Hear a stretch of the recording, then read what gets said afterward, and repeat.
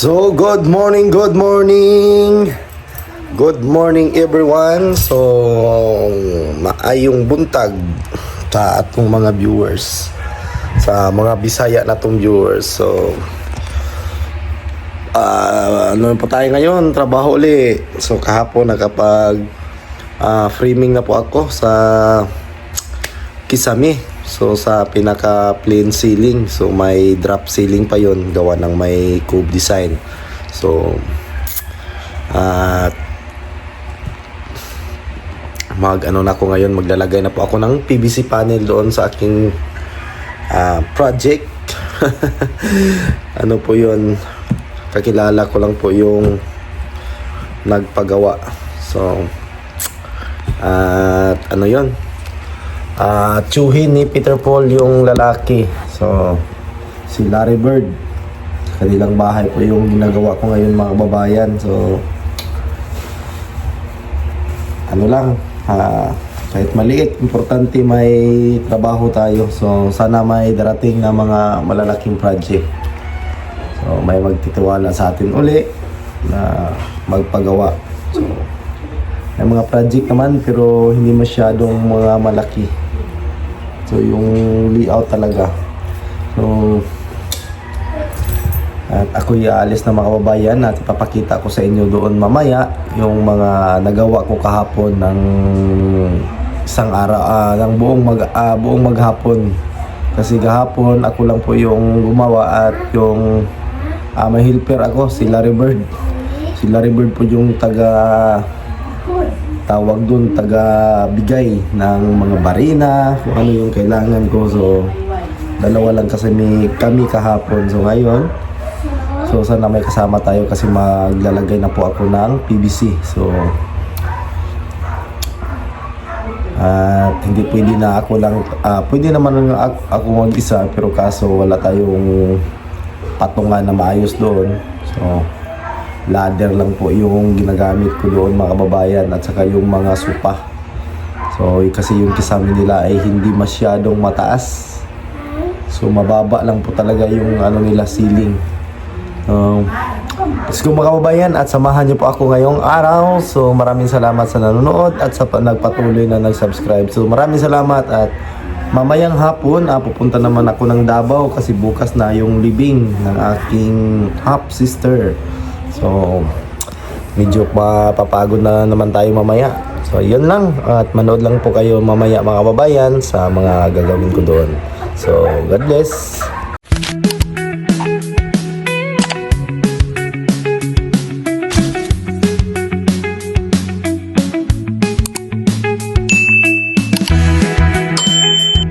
Dito na po ako mga kababayan kung saan dito ako gumawa. So gumawa ako ng kahapon ko pa ito natapos yung pag-framing. Ito po yung pinaka plain ceiling. So may drop ceiling po ito dito sa baba. So, para matakpan yung mga biga na yan. So gawa ko ng drop ceiling dyan, pero hindi masyadong mababa kasi mababa na po yung kisame nila. So, para may paglalagyan lang po ng mga ilaw. So at natabang na po yung mga linya ng para sa mga downlight. Yan, pakita ko sa inyo mga kababayan. So importante po nito is nasa libil. So yan, kung nakikita may guhit dyan. So kasi walang wall angle dyan. Kasi kapag maglalagay kayo ng wall angle dyan, walang kwenta din yung wall angle mga kababayan. Dagdag gasto lang din yun. Pag may drop ceiling kayo, huwag na kayo maglalagay ng wall angle doon. Dito na lang kayo maglalagay sa pinakababa. Ikot. So dyan, wala na. Libil na lang. Kailangan nyo ng libilado talaga. Yung paglalagay ng carrying channel, kailangan nasa libil yan. So yan, may pitik. Nakikita nyo po yung may guhit na yan. So yan po yung mga libilado. So nilagay at bumaba lang tayo. Pagdating dito, bumaba lang po tayo ng 2 cm kasi 2 cm po yung metal faring, yung sukat niya. So kasi yung metal faring ay nakadikit na po yan dyan sa ating carrying. So 2 cm lang po yung binaba natin doon sa pinakalibil ng carrying. So ayan, tapos na po na ito kahapon. So siguro ngayon matatapos ko po itong malatagan ng mga PVC. So gamit nating PVC is wood. So ayan.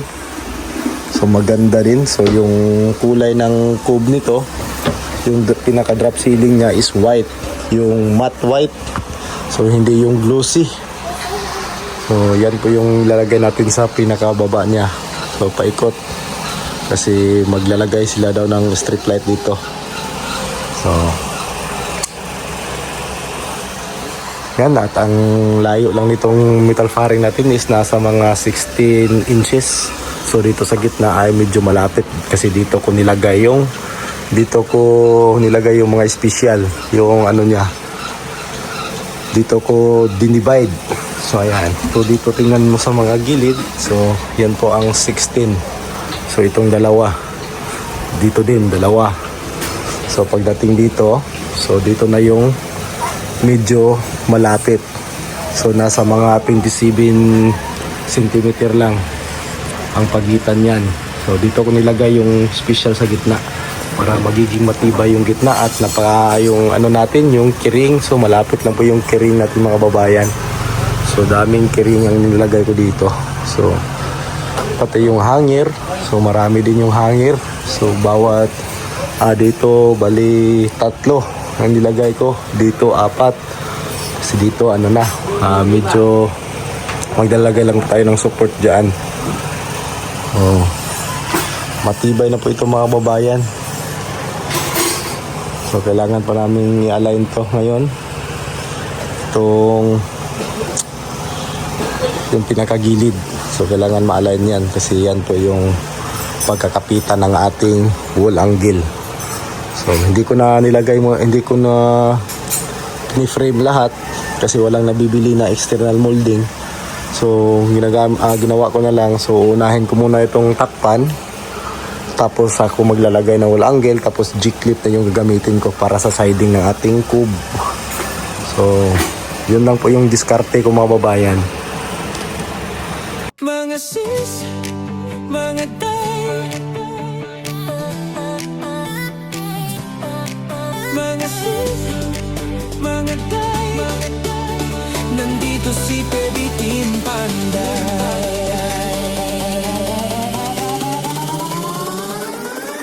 Kay Baby Team Panday, ang pabahay nakasalalay, may buhok na nakalugay, matang mapungay, minsan nakakatunaw. Pag nakadress ay grabe, puso namin napapawaw. Mga sis, mga day, si Eder Baby Team Panday. Sa trabaho di pa patay-patay, mahalagang hanap buhay. Mga sis, mga day, si Baby Team Panday talagang idolo. Pag siyang gumawa at trumabaho, kahit minsan pagod, okay lang may smile sa dulo. Mabilis kumilos, di pa dalos-dalos, di pwedeng sukat ay kapos, kundi lagot kay pugong niyang boss. Palaban din sa kalokohan, pag hinamon agad susunggaban, alang-alang sa pamilya at mapasaya ang masa. Mga sis, mga day, si Eder Baby Team Panday. Sa trabaho di pa patay-patay, mahalagang hanap buhay. Salamat sa mga sponsor, natupad hiling sa Diyos at pabor. Munting tahanan ay natapos, kahit paano unti-unti nang nakaraos. Mga sis, mga day, ilugay ang buhok, sabay-sabay nang matuwa si Pugong Biyahero. At sa Baby Team kayo ay panalo. Mga sis, mga day, ilugay ang buhok, sabay-sabay nang matuwa si Pugong Biyahero. At sa Baby Team kayo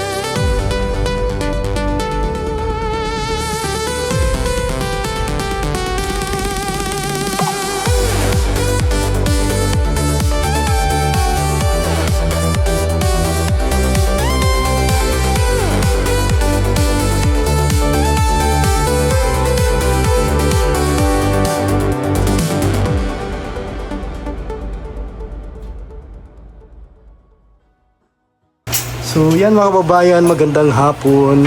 So natapos ko na po yung clean ceiling. So at nakakabit na ako ng isang downlight. So ayan, 3 kulay po yung ilaw. Ayan. So dito, ito na lang po yung gagawin ko. Itong pinaka drop ceiling. So ang magiging kulay dito is white. Tapos yung siding niya is ganito din na kulay, yung parang oak or light brown na PVC. Ayan, maganda na po mga babayan at malinis na. Malinis na po yung kisame. Hindi na nakikita yung ano yung may-ari oh. Ang may-ari oh, dako kay katawa oh. Si Ate Inday. So, isang bayani. Digos. Matagal na po to sa abroad. Pila lagi ka to sa abroad eh? Mga 20 na no? Wala pa.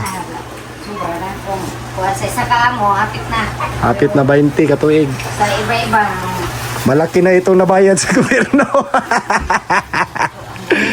Malaki-laki na to ang naambag sa Pilipinas. So dito yung pinaka-drop na lang yung gagawin. So hindi masyadong may kataasan itong ceiling na ito. So tapos ko na naikabit. So may ilaw to dito. Bali dalawa. So isa at saka dito. So ano lang po ito dito. Pagka 13 uli mo na yung kuana. Pag humana mong kuan. So dito may mga ilaw po dito. So 3 po yung ilaw dyan sa corner. So may ilaw dyan, pati doon papuntang CR. So may ilaw doon, dito sa gitna at saka doon sa mga corner na yan. So may mga downlight yung kinabit natin para malinis siya tignan sa kisame. So mas maganda sana kung may malaking ano dito, malaking ilaw. So malinis na mga kababayan. So pag install nito ay dapat lang ingatan, kasi pag natusok po ito ay mahirap na po itong i-retouch. Kailangan talagang pag-iingatan yung pagkakabit nito mga kababayan. So pinakakulang lang dito, dandahan na po kasi ito. Sunod, pintura. Pag napinturahan na po ito ay gaganda na po ito mga kababayan. So dito may plano po dito, yung may-ari lalagyan po yan ng fluted panel soon. Hanap muna ng pira daw. So lalagyan niya ng fluted panel. Diyan tatakpan yan para mas maganda na, mas maganda pa. So yun lang mga kababayan, maraming salamat sa panonood nyo ng aking YouTube channel. Thank you so much sa mga bagong subscriber. Sa hindi pa nakapag-subscribe, paki-subscribe po ng PB Ider o PB Panday channel. So maraming salamat.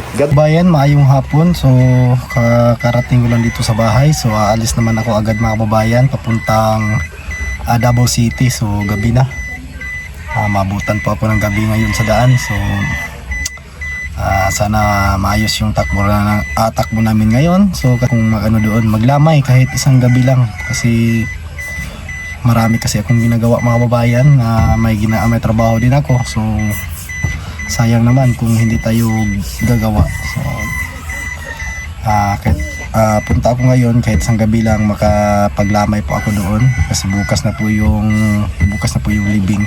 So kasama ko sila mama ngayon at mga pamangkin ko, handon sila sa bahay, ayun sa loob. So maraming salamat sa mga nag-subscribe, sa mga nanood ng mga ina-upload ko. Sana patuloy pa rin kayo manood mga kababayan sa mga ginagawa ko. So maraming salamat talaga sa inyo, lalong-lalo na po sa mga solid viewers ko. So nasa iba't ibang bansa ng mundo. So thank you so much talaga mga kababayan. So God bless po at mag-iingat po kayo palagi kung saan man kayo naroroon. Mag-ingat kayo palagi kasama ang inyong pamilya. So thank you so much. God bless. Ug amping mo tanan mga kababayan. At happy Thursday. So yun lang at alis na kami. Amping again. God bless.